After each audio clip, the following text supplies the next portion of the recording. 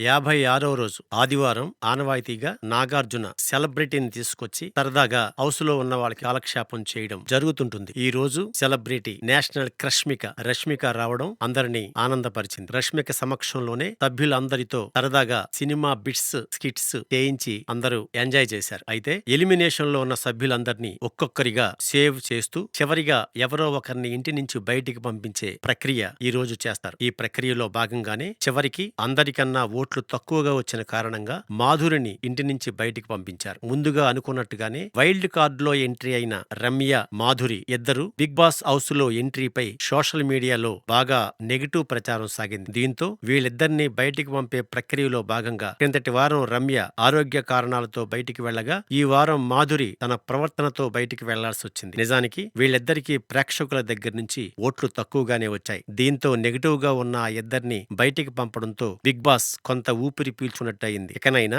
Big boss ఆలోచించి సభ్యులను house లోకి ఎంట్రీ ఇస్తే బిగ్ బాస్ గౌరవం మరింత పెరుగుతుంది.